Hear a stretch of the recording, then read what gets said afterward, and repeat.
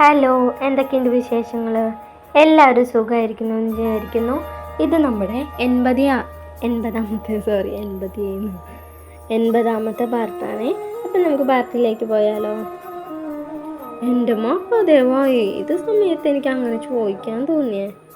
പാർവണ ശിവ പോകുന്ന നോക്കിക്കൊണ്ട് പറഞ്ഞു. എന്തായാലും തെറ്റെൻ്റെ ഭാഗത്താണ്, അതുകൊണ്ട് കാല് പിടിച്ചിട്ടാണെങ്കിലും പിണക്കം മാറ്റണം. അത് പറഞ്ഞ് അവൾ ശിവയ്ക്ക് പിന്നാലെ ഓടി. കുളക്കടവിൽ നിന്നും ഓടി മുന്നിലെത്തിയതും അവളുടെ മുമ്പിൽ ഒരു കാർ വന്നു നിന്നത് ഒരുമിച്ചായിരുന്നു. കാറിൽ നിന്ന് ഇറങ്ങിയ ആളെ കണ്ട അവൾ സംശയത്തോടെ നിന്നു. Hey bro! അകത്തേക്ക് കയറാൻ നിന്ന ശിവയെ അയാൾ പിന്നിൽ നിന്ന് വിളിച്ചു. വിളി കേട്ട് ശിവ തിരിഞ്ഞു നോക്കി. തിരിച്ചു നടന്ന ശിവ ആ ചെറുപ്പക്കാരൻ്റെ അരികിൽ വന്നു നിന്നു. ഹേയ് ബ്രോ, നീ ഇവിടെ ഉണ്ടായിരുന്നോ? വലിയ സർപ്രൈസ് ആയല്ലോ! അയാൾ ശിവയെ ഹഗ് ചെയ്തുകൊണ്ട് പറഞ്ഞു. എന്നാൽ ശിവ മറുപടിയായി ഒന്ന് പുഞ്ചിരിക്കുക മാത്രമാണ് ചെയ്തത്. അപ്പോഴേക്കും അകത്തുനിന്ന് തറവാട്ടിലെ എല്ലാവരും മുറ്റത്തേക്ക് ഇറങ്ങി വന്നു. ഭദ്രി! അവനെ കണ്ടതും മുത്തശ്ശി പുറത്തേക്ക് ഇറങ്ങി വന്നു. ഇതാരാ? എനിക്ക് മനസ്സിലായില്ല. അവൻ പാർവണെ നോക്കിക്കൊണ്ട് ചോദിച്ചു. എൻ്റെ വൈഫാണ്, ശിവ പറഞ്ഞു. ഓ സോറി മാൻ, ഞാൻ അറിഞ്ഞിരുന്നു മാരേജ് കഴിഞ്ഞത്. എന്താ പേര്? പാർവണ, അവളൊരു പുഞ്ചിരിയോടെ പറഞ്ഞു. വന്ന കാലം ഇങ്ങനെ നിൽക്കാതെ അകത്തേക്ക് വാ ഭദ്രേ. മുത്തശ്ശി അവനെയും കൊണ്ട് അകത്തേക്ക് നടന്നു. ശിവ, അതാരാ? പാർവണ അയാൾ പോകുന്ന നോക്കി ചോദിച്ചു. ബദ്രിനാഥ്, എൻ്റെ കസിനാണ്. ആണോ? എല്ലാവരും നല്ല കമ്പനിയാണെന്ന് തോന്നുന്നു, അവൾ ചിരിച്ചുകൊണ്ട് പറഞ്ഞു.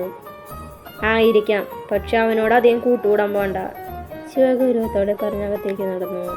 അവൻ പറഞ്ഞതിൻ്റെ അർത്ഥം മനസ്സിലാവാതെ പാർവണയും പിന്നാലെ നടന്നു. പിന്നീട് പാർവണയെ ശിവ അധികം മൈൻഡ് ചെയ്തിരുന്നില്ല. അവൾ എന്തെങ്കിലും സംസാരിക്കാൻ വന്നാലും ശിവ ഒഴിഞ്ഞു മാറി നടക്കും. ഉച്ചയ്ക്ക് ഭക്ഷണം കഴിക്കാൻ എല്ലാവരും ഒരുമിച്ചാണ് ഇരുന്നത്. മുത്തശ്ശനും ഭദ്രയോട് ഓരോ വിശേഷങ്ങൾ ചോദിച്ചറിയുന്നുണ്ട്. അമ്മുവും പാർവണയും ശിവാനി അടുത്തടുത്താണ് ഇരുന്നത്. ഡി അമ്മു, നീ എന്താ ഇവിടെ വന്നിരിക്കണേ? നിനക്ക് ഭദ്രയുടെ കൂടെ ഇരിക്കായിരുന്നില്ലേ? ശിവാനി കളിയാക്കിക്കൊണ്ട് ചോദിച്ചു. അത് കേട്ടത് അമ്മുവിൻ്റെ മുഖം നാണത്താൽ ചുവന്നിരുന്നു. അത് കണ്ട് എന്താ കാര്യമെന്ന് മനസ്സിലാവാതെ ഇരിക്കായിരുന്നു പാർവണ. ഈ അമ്മും ഭദ്രണ്ണും തമ്മിലുള്ള കല്യാണം ചെറുപ്പം മുതൽ തന്നെ പറഞ്ഞുറപ്പിച്ചു വെച്ചതാ, ശിവാനി പാർവണയോടായി പറഞ്ഞു.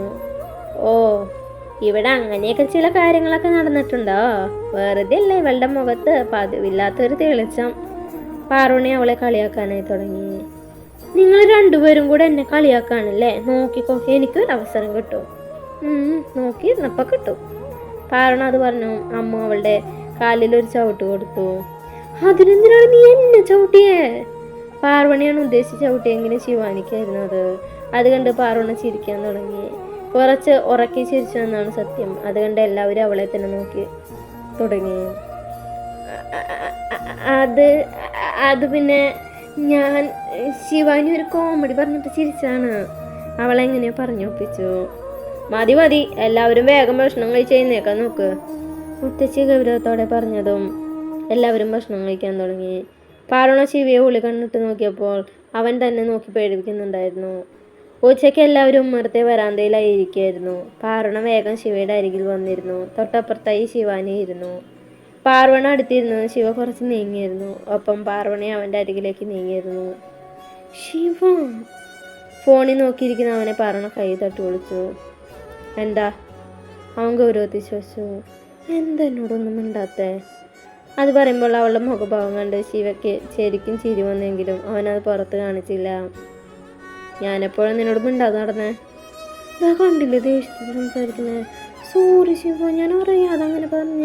ഇനി അങ്ങനെ ഒന്നും പറയില്ല, മഹാദേവനാണേ സത്യം, അവൾ ദയനീയമായി പറഞ്ഞു. എന്താ രണ്ടുപേരും കൂടി ഒരു സ്വകാര്യം പറച്ചില്? അമ്മു കയ്യിലൊരു ട്രേയുമായി വന്നുകൊണ്ട് ചോദിച്ചു.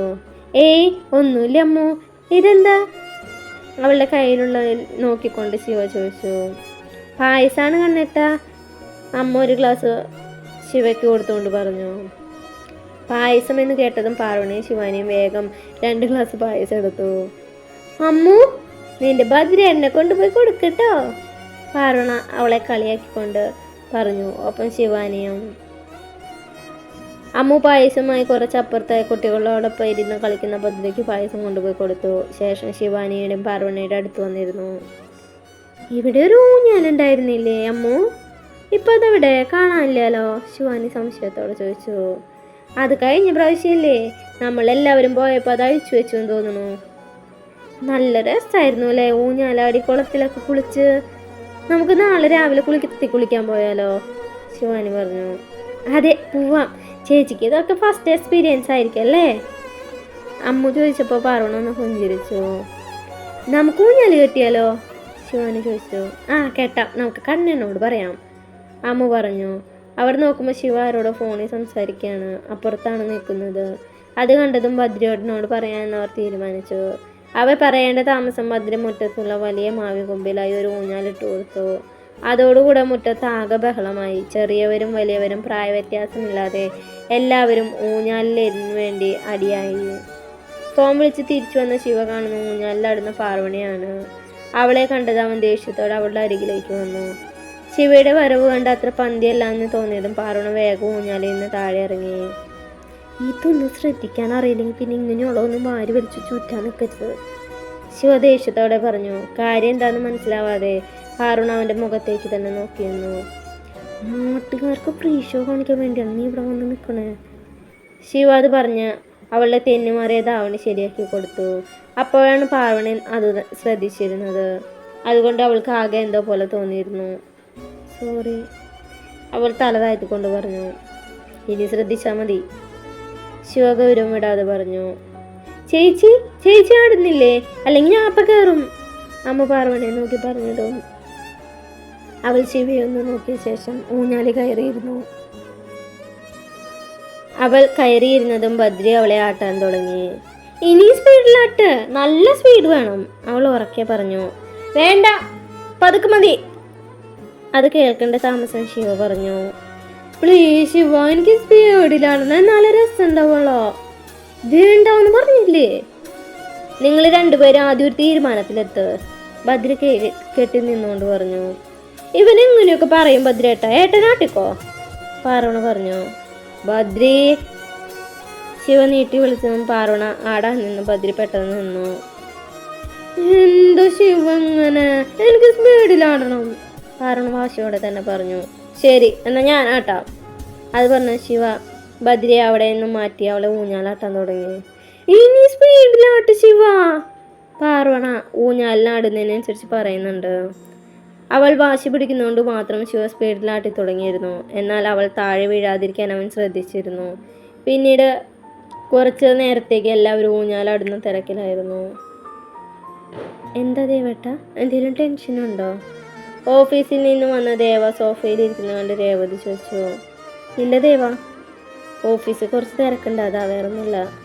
പിന്നെ ദേവേട്ട, ഇന്ന് ആര് വിളിച്ചിരുന്നു? ആരോ? എന്തെങ്കിലും കാര്യമുണ്ടോ? അങ്ങനെയൊന്നുമില്ല, അവൻ തുമ്പിയുടെ കാര്യം അന്വേഷിക്കാൻ വേണ്ടി വിളിച്ചതാ. അവൾക്ക് എങ്ങനെയുണ്ടെന്ന് ചോദിച്ചു. എന്നിട്ട് നീ എന്ത് പറഞ്ഞു? ആക്കു കുഴപ്പമില്ല എന്ന് പറഞ്ഞു. അപ്പം ആരുവിനെ നേരിട്ട് പാർവണയെ വിളിച്ചൂടെ എന്ന് ചോദിക്കായിരുന്നില്ലേ? ഞാൻ ചോദിച്ചില്ല, പക്ഷെ രശ്മിയോട് അവൻ ആദിയെക്കുറിച്ച് അന്വേഷിച്ചിരുന്നു. അവൾ തുമ്പിയെക്കുറിച്ച് ഒന്നും പറഞ്ഞു കൊടുത്തില്ല, അതുകൊണ്ടാണ് അവൻ എന്നെ വിളിച്ചത്. അവന് ചെറിയൊരു ദേഷ്യം ഉണ്ട് അവളോടെന്ന് തോന്നുന്നു, അതുകൊണ്ടാണ് വിളിക്കാത്തെ. കുറച്ച് ദിവസം കഴിഞ്ഞല്ലോ ശരിയായി പോയിരിക്കും. അതെ, ശരിയാവട്ടെ. പാറുവിനും കാണില്ലേ അവളുടെ അച്ഛൻ്റെ അമ്മേൻ്റെ കൂടെ താമസിക്കണമെന്ന്. ദേവൻ എന്തായാലും പോയി ഫ്രഷായി വാ, ഞാൻ ചായ എടുത്ത് വെക്കാം. ചായയൊക്കെ പിന്നെ മതി. അമ്മയോടെ? അമ്മ അലത്തിപ്പോയിരിക്കുക, എന്നാ നീ ഇവിടെ ഇരുന്നേ, അത് പറഞ്ഞ അവൻ രേവതിയെ ഓഫീസിലെ സോഫയിലേക്ക് ഇരുത്തി അവളുടെ മടിയിൽ കുറച്ചു നേരം തലവെച്ച് കിടന്നു. നീ ഇങ്ങോട്ട് രാത്രി കിടക്കാൻ നേരത്തേക്ക് പുറത്തേക്ക് പോകുന്ന പാർവണയെ നോക്കി ശിവ ചോദിച്ചു. അത് ശിവ, ഞാൻ ശിവാനിയുടെ അമ്മൂൻ്റെ അടുത്തേക്ക്. അവിടേക്ക് എന്തിനാ ഈ സമയത്ത് പോണേ? അത് പിന്നെ ഞാൻ ഇന്ന് അവരുടെ ഒപ്പം കിടക്കാൻ വേണ്ടിയിട്ടേ. വേണ്ട, ഇവിടെ കിടന്നാൽ മതി. ശിവ, ഇന്നലെ അവരവിടെ അടിച്ചു പൊളിച്ചു എന്നൊക്കെ പറഞ്ഞപ്പോൾ എനിക്കെന്തോ അവിടേക്ക് പോകാനൊരാഗ്രഹം. ഞാൻ പോകട്ടെ ശിവ, പ്ലീസ്. അവരവിടെ അടിച്ചു പൊളിച്ചോട്ടെ, അതിനെന്താ? നീ ഇവിടെ ഇരുന്ന് അടിച്ചു പൊളിച്ചോ? ഞാൻ എങ്ങനെ ഇവിടെ ഇരുന്ന് ഒറ്റയ്ക്കിരിക്കണേ? നീ ഇന്നലെ തന്നെ സിനിമ കാണിച്ചു തരാമെന്ന് പറഞ്ഞുകൊണ്ട് ഒരു പൂട്ട സിനിമ കാണിച്ച് എന്നെ പറ്റിച്ചു. ഇന്നത് പറ്റില്ല, ഞാൻ പോവും. പാർവണ, വെറുതെ വാശി പിടിക്കണ്ട. നീ ഇപ്പം പോയാൽ ഞാനിപ്പം തന്നെ തിരിച്ചു നാട്ടിലേക്ക് പോവും. പിന്നെ നീ വരികയോ വരാതിരിക്കുകയോ ചെയ്തോ. എന്താ ശിവ ഇങ്ങനെ പറയണേ? ഇങ്ങനെ ഒരു ദിവസം മാത്രം മതി, ഞാൻ അവരുടെ ഒപ്പം കടന്നോട്ടെ. വേണ്ടെന്ന് പറഞ്ഞു, വേണ്ട. ശിവ, ഇനി നീ ഇത് തന്നെ പറയാനാണ് പാവെങ്കിൽ നമ്മളിപ്പോൾ തന്നെ ഇവിടെ നിന്ന് പോകും. ഇവിടെ നിന്ന് പോകണോ അതോ നീ ഇവിടെ വന്ന് കിടക്കണോ? ശിവ ഭീഷണിപ്പെടുത്തിയതും പാർവണ മുഖം വീർപ്പിച്ചുകൊണ്ട് വെടി വന്നിരുന്നു. കണ്ണേട്ടാ, പാർവണ താഴേക്ക് വാ, അവിടെ മുത്തശ്ശി എല്ലാവരും വിളിക്കുന്നുണ്ട്, ഭദ്രേണ്ട പാട്ടുണ്ട്, വേഗം വാ. ശിവാനി ഓടി വന്ന് പറഞ്ഞു അതേ സ്പീഡിൽ താഴേക്ക് പോയി. അതെന്താ ശിവ? ഭദ്രി നന്നായി പാടും. അവനാ ഇവിടെ വരുമ്പോൾ ഇങ്ങനെ ഒരു രാത്രി കുറച്ച് നേരം എല്ലാവരും ഒരുമിച്ച് താഴെ കൂടാറുണ്ട്, അതായിരിക്കും. നീ വേണമെങ്കിൽ പൊക്കോ. നീ വരുന്നില്ലേ? ഞാനില്ല, നിനക്ക് വേണമെങ്കിൽ പൊക്കോ. അവൻ ഗൗരവത്തോടെ പറഞ്ഞ ഒരു ബുക്ക് എടുത്ത് ബെഡിലിരുന്നു. വാ ശിവ, പാട്ടൊക്കെ ഉണ്ടാവുന്നല്ലേ പറഞ്ഞേ, അപ്പം നല്ല രസമായിരിക്കും. ഞാനില്ല. ശിവയെ നിർബന്ധിച്ചിട്ടും കാര്യമില്ല എന്നറിയുന്നതുകൊണ്ട് പാർവണ ഒന്നും മിണ്ടാതെ താഴേക്ക് നടന്നു. താഴെ അടുത്തളത്തിൽ എല്ലാവരും ഇരിക്കുന്നുണ്ടായിരുന്നു. ഒരു ഭാഗത്തായി മുത്തശ്ശിയുടെ അരികിൽ ഗിറ്റാറും കയ്യിൽ പിടിച്ച് ബദ്രിയും ഇരിക്കുന്നുണ്ട്. ശിവ വന്നില്ലേ?